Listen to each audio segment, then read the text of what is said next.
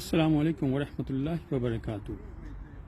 اس دنیا میں انسان محبت کے متلاشی ہے، اور آپ کے الفاظ کسی کے دل میں محبت ڈال بھی سکتے ہیں، اور آپ کے الفاظ سے ہی کسی کا دل چکنا چور بھی ہو سکتا ہے۔